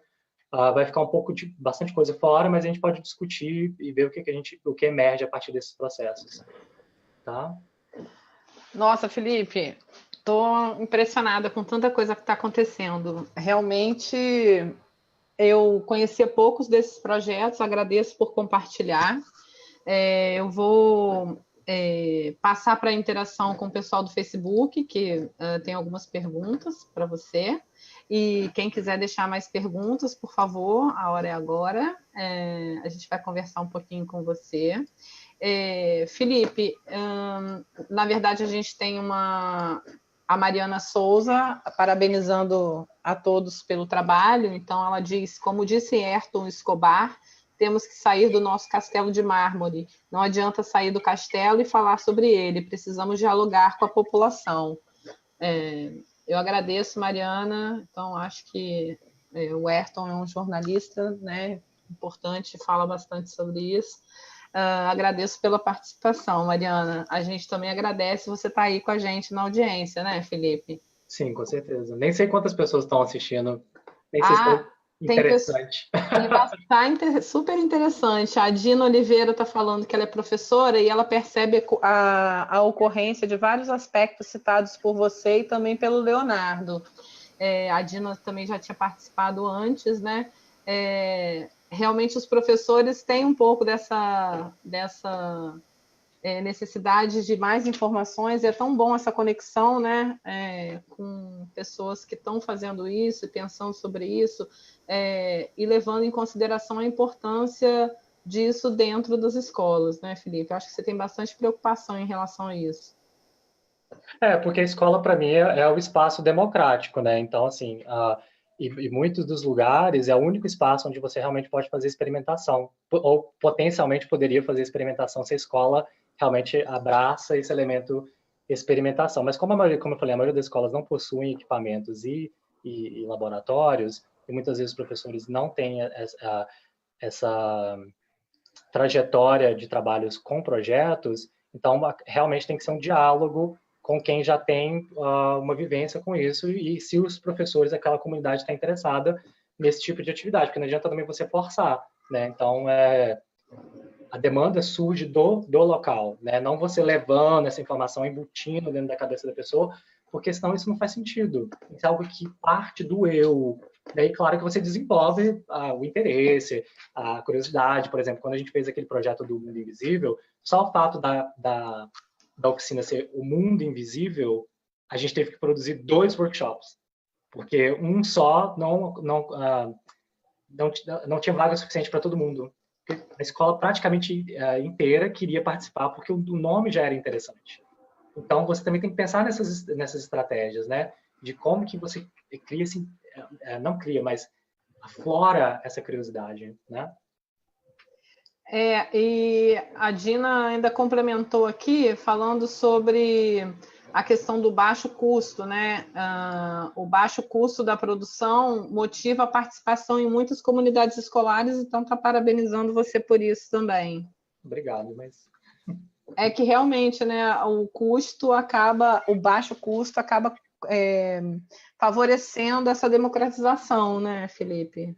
Total, o baixo custo acho que é um aspecto essencial. Então, como que você vai fazer, né? Uma delas é a acessibilidade, né? Igual eu falei, diversos tipos de materiais e informações, né? Mas o baixo custo dos materiais é crucial. E o fato não só de ser baixo custo, mas também ser de qualidade, durável, resistente e versátil. Então, não adianta você só trabalhar com uma ferramenta que faz uma coisinha específica, né? Então, essa ferramenta ela tem que ser versátil também, para poder acomodar. Por exemplo, o Foldscope mesmo, ele é uma ferramenta versátil. Você tem como fazer diversos tipos de microscopia com um microscópio de papel, inclusive projetar na parede, né? E é um microscópio que você pode pisar em cima e não quebra. Mas também você pode produzir o seu próprio, extraindo lente de leitor de DVD e produzindo microscópio de baixo custo com papelão de caixa de sapato. Pois é, com criatividade, com muita orientação, mentoria e toda essa colaboração, acho que a gente pode ir mais longe, né? Tem tantos conhecimentos espalhados por aí, se a gente junta um pouco esses conhecimentos, integra, a gente cria coisas incríveis, né? E, claro, os estudantes estão demais, né? Estão botando a gente no bolso, né, Felipe? Tem muita produção de ideias originais acontecendo pelo Brasil. Então, quando a gente estava lá na Bahia, a gente foi na Universidade Federal da Bahia, que era um espaço que a gente frequentava muito, porque tem um makerspace dentro da Universidade Federal da Bahia, que chama iHack Lab, que foi o espaço que acolheu a gente para a fabricação digital na Bahia, né? Uhum. E lá que a gente produziu o primeiro microscópio e tudo mais. Dentro dessa universidade tem uma feira também de ciências local e jovens cientistas, se não me engano. E lá tinham diversos projetos do tipo geladeira. Os estudantes criaram uma geladeira. Outro criou uma mug, uma caneca, que ela vibra quando a água quente chega em um certo nível, e é para cegos, para pessoas cegas. Então, ele sabe quando que o copo está cheio, porque ele começa a vibrar, porque tinha um sensor que detectava a água. Então, assim, tinha um que produziram microscópios inspirados no trabalho do Manual do Mundo. Teve um outro grupo que fez uma bicicleta que produzia energia elétrica, que armazenava energia do movimento da bicicleta e produzia energia elétrica para carregar celulares, por exemplo. Então, tem gente fazendo jogos de didáticos sendo feitos por crianças na escola. Então, eles produzem os jogos, eles mesmos jogam para poder aprender com outros. Então, é isso. Acho que assim, a escola tem esse potencial, e não só potencial, ela está botando isso em prática. Mas, realmente, as pessoas entenderem que isso está acontecendo e que a escola realmente é um espaço de pesquisa. E Paulo Freire já falava isso, entendeu? Que a escola não é só um espaço de ensino-aprendizado, é um espaço de pesquisa também. Então, assim, a gente não pode esquecer disso. Aqui, saindo um pouquinho disso, indo para a questão da reprodutibilidade que você falou, a Alessandra Cioletti comentou sobre o projeto do professor Olavo Amaral, né, que é da UFRJ, que tem agora um projeto financiado pelo Instituto Serra Pilheira sobre reprodutibilidade na área biomédica. Inclusive, ele foi nosso webinarista aqui há poucas semanas, contando um pouquinho mais dessa iniciativa, né? Você mencionou, eu agradeço a Alessandra por mencionar esse projeto, essa iniciativa também do Olavo, que realmente é incrível. Então, eu vou compartilhar também o site da iniciativa mais uma vez, e que é uma iniciativa bastante importante também, né? Continuando aqui a interação, Felipe, a Lares SD, acho que é não sei, se puder falar depois seu nome, ela estava falando sobre a Bahia, né? Na Bahia, quais são os espaços disponíveis? Você citou um aí, né, Felipe? Mas ela também faz uma pergunta interessante. Tem sentido divulgar ciência na própria universidade ou só nas comunidades escolares? Como criar essa experiência no processo de graduação? Interessante. Então, a primeira pergunta, onde temos espaços na Bahia, né? Isso. Tem diversos espaços na Bahia, tá? Tem o Raul Hackerspace, que é em Salvador, tá bom? Você tem o IHAC Lab E, que fica dentro da Universidade Federal da Bahia. Você tem o Onda Digital, que trabalha com reaproveitamento Bom, eu deveria explicar esses espaços, né? O Raul Hackerspace, ele trabalha com software e hardware. Por exemplo, a Geisa, ela vai para diversos espaços com uma internet portátil. Então, tem espaços, e principalmente no interior da Bahia, que não tem internet, porque a internet é muito devagar. Então, às vezes, você precisa trabalhar com software, trabalhando com Wikipédia e tudo mais, e então ela precisa dessa ferramenta. Tem agora o Raul Hackerspace, o Onda Digital, o IHAC Lab E. Você tem também coletivos, diversos coletivos em Salvador. Um deles é o Oxente Menina, que trabalha com mulheres na tecnologia, então produzindo aplicativos, diversos tipos de tecnologias, tá? E elas vão para as escolas também, vão para o interior da Bahia, rodam para todos os lados, é bem interessante. E tem um Fab Lab dentro do interior da Bahia, que eu esqueci o nome agora, Feira de Santana, tá? Tem um Fab Lab. Depois eu posso postar um mapinha também, porque tem um mapa dos Fab Labs pelo Brasil, da rede Fab Lab Brasil, e também tem um mapa de iniciativas da aprendizagem criativa, de makerspaces, espalhados pelo Brasil, e hackerspaces também. Tem vários mapas que mostram onde esses espaços estão. Esses são os que eu lembro agora. A segunda pergunta é como fazer isso dentro da universidade?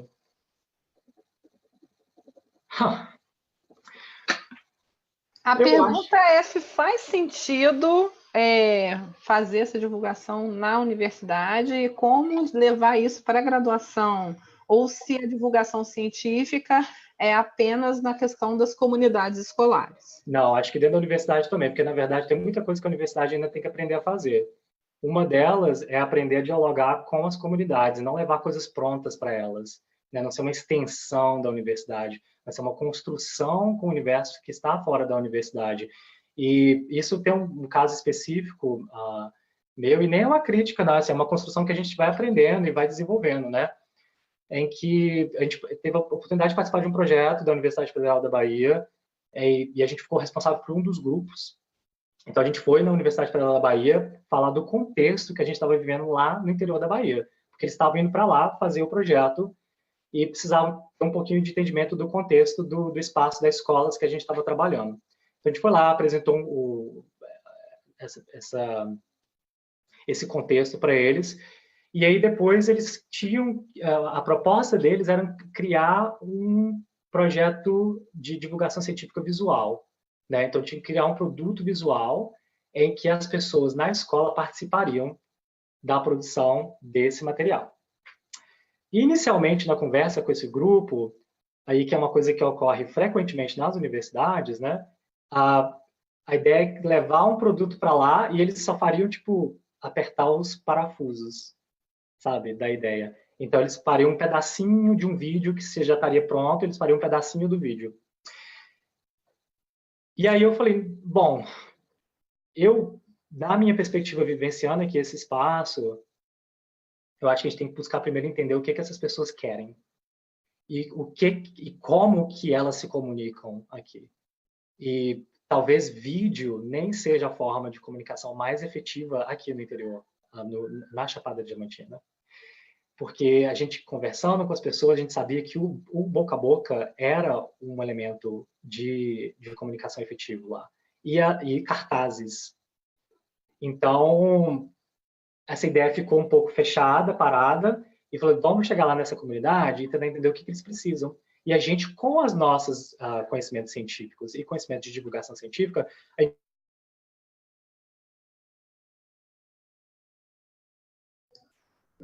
Eita, o Felipe caiu, eu acho. Felipe?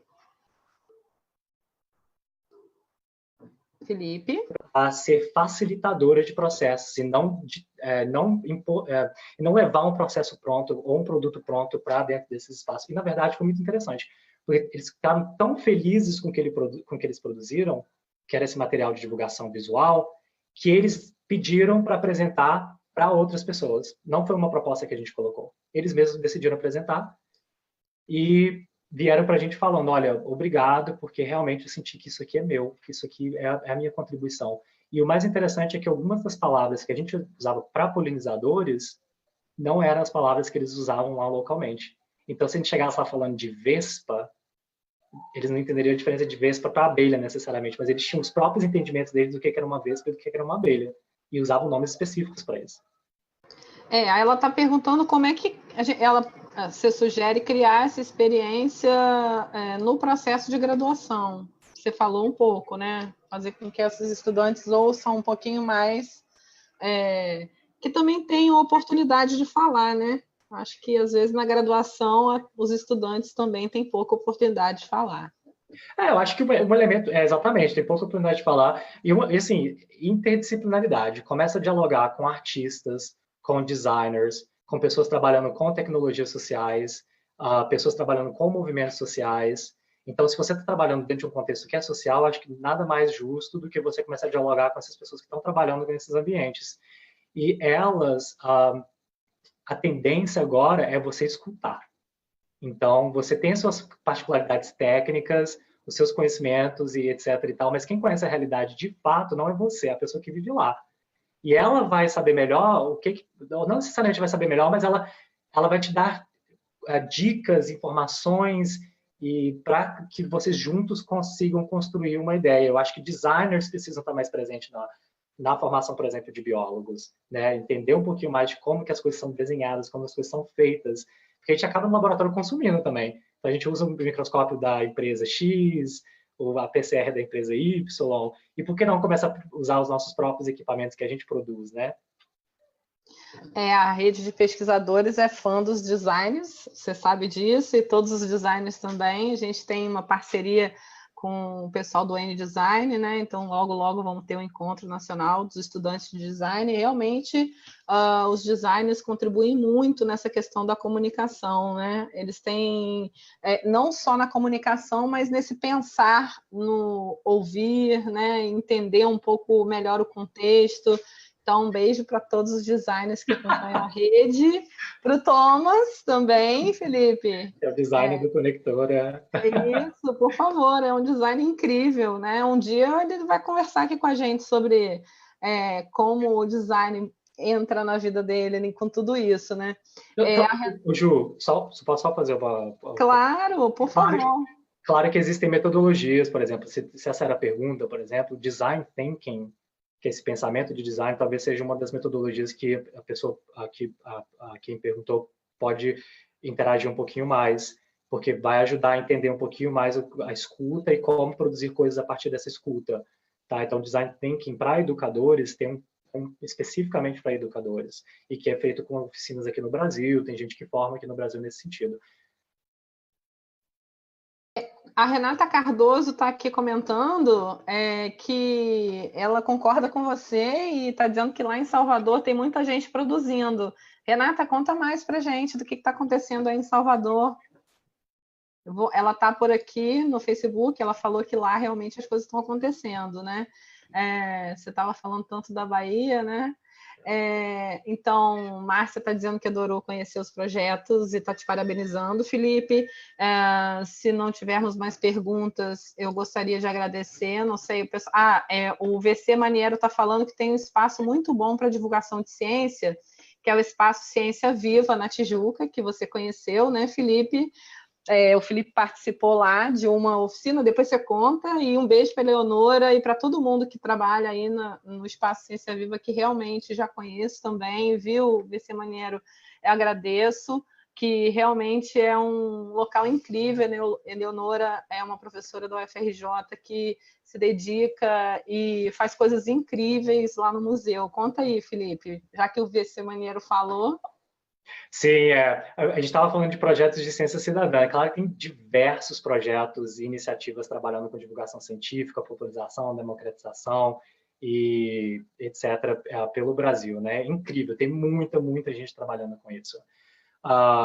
No Espaço Ciência Viva foi bastante interessante porque a gente foi lá com uma oficina não estruturada, né? Então, a gente tinha diversos tipos de materiais e as pessoas podiam sentar e começar a construir microscópios, usar, mexer, e entender como que aqueles microscópios podem ser utilizados para elas se expressarem, né? Então, ou descobrirem coisas novas, por que não, né? Por exemplo, você poderia pensar num projeto de...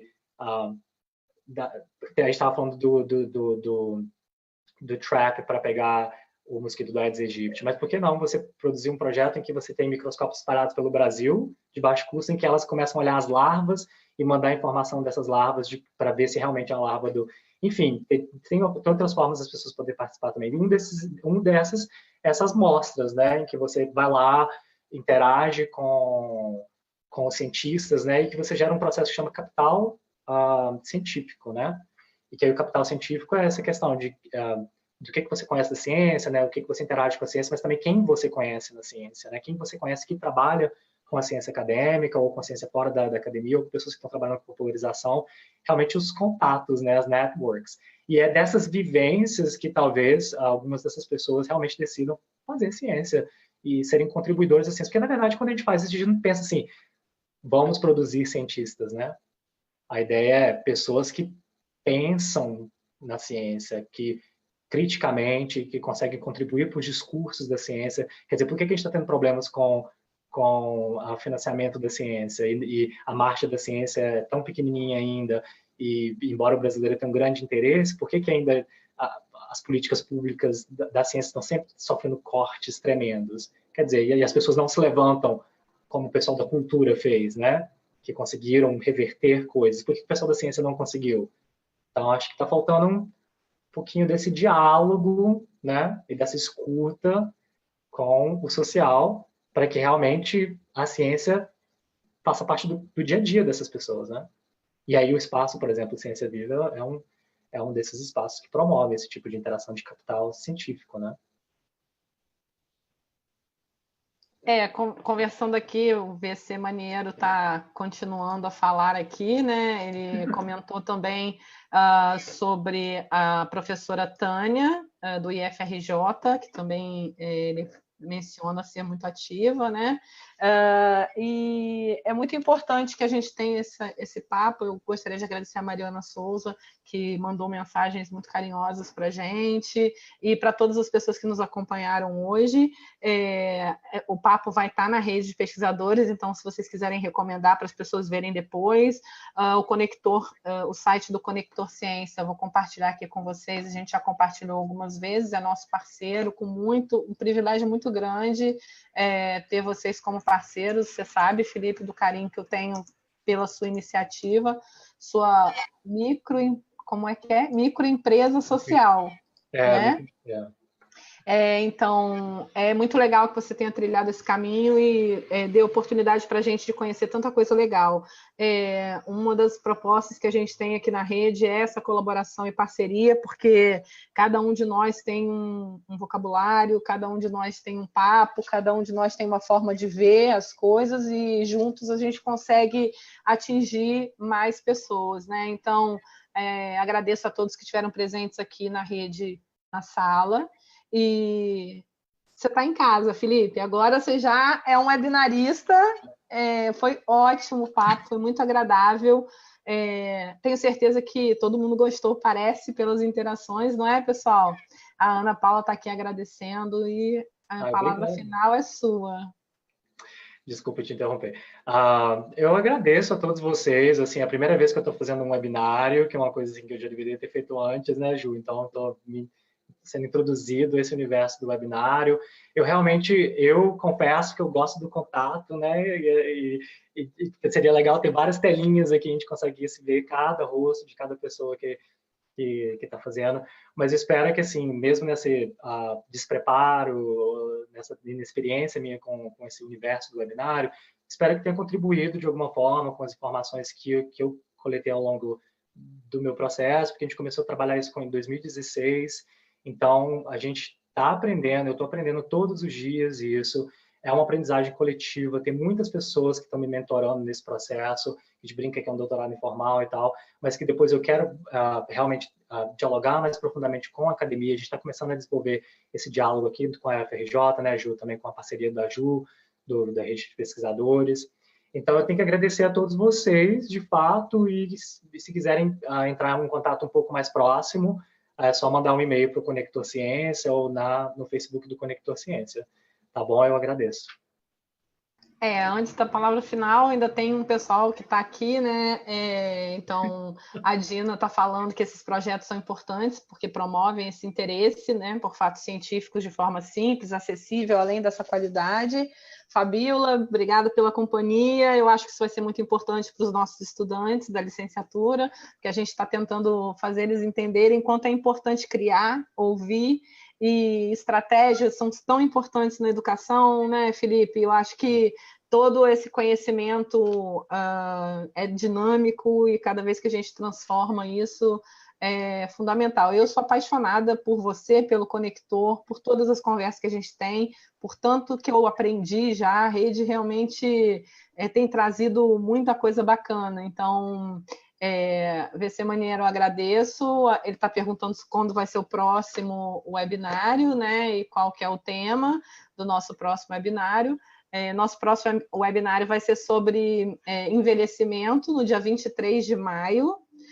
Então, quarta-feira que vem, às 16 horas, a gente tem aqui um encontro para falar sobre envelhecimento, repensar sobre o envelhecimento, né? Com o pesquisador Hugo Agnolil, acho que vai ser bastante interessante, às 16 horas.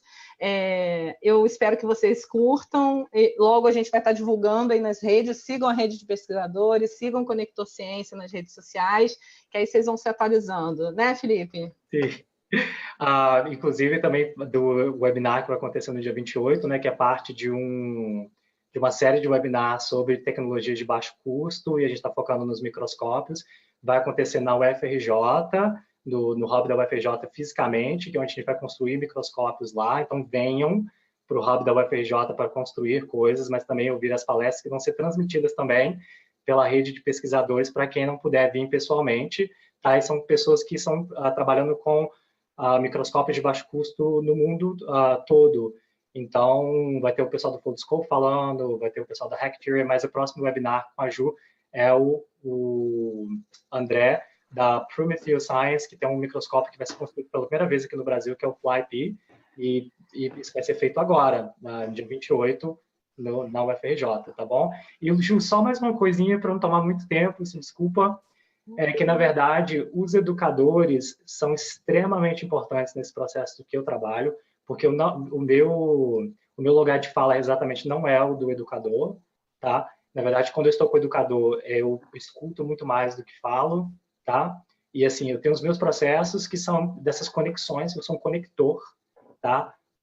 Então, eu adoraria conversar muito mais e aprender muito mais sobre a questão do Paulo Freire e como que as questões construtivistas no processo de educação mão na massa, porque eu acho que a gente pode construir algo que tem esse flavor, esse sabor brasileiro mesmo, e não ficar exatamente copiando esses movimentos makers, etc., pelo mundo afora, porque o Paulo Freire já dá essa base de construção, pesquisa, ensino e aprendizagem na escola. Então, o pessoal da educação, pessoal do Laboratório de Informação, nossos parceiros, eu sou pesquisadora associada lá, né, desse grupo de pesquisa do Laboratório de Informação. Então, o Felipe está super mega convidado para conversar com a gente lá.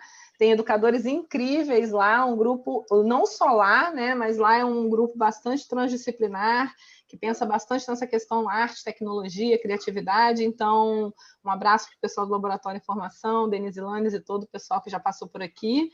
E acho que a Ana Paula deve conhecer, o pessoal lá do mestrado profissional do Instituto de Bioquímica Médica. E, por favor, se vocês tiverem outras indicações de educadores e grupos que queiram fazer esse diálogo, por favor, manda um e-mail para a gente na rede, um e-mail para o Conector Ciência, que esse diálogo também é muito importante. Eu agradeço a presença realmente de todos. Papo bom, a gente não quer que acabe mais, né? Então, já está convidado para voltar, viu, Felipe? Para conversar com a gente sobre biohacking, DIY, que tal? A gente vai falar sobre microscópios nas escolas, microscópios de curso, a gente vai falar um pouquinho mais destrinchado num projeto específico e nas oficinas no dia 26, né, Juliana? Isso. De agosto. Então, isso. Então, só para convidá-los, eu compartilhei aqui, né, o evento do Facebook, que aí quem está no Rio e quiser participar presencialmente, é lá no Hub da UFRJ, no Parque Tecnológico, e quem quiser participar online, a gente vai transmitir pela rede também, é um evento híbrido, todos convidados, para quem gosta do tema, estejam com a gente. Felipe, um beijo carinhoso para você. Pessoal do Facebook, um beijo grande. Estou encerrando a transmissão. Espero que a gente volte logo, porque o papo foi bom demais. Obrigado, Juliana. Obrigado, gente.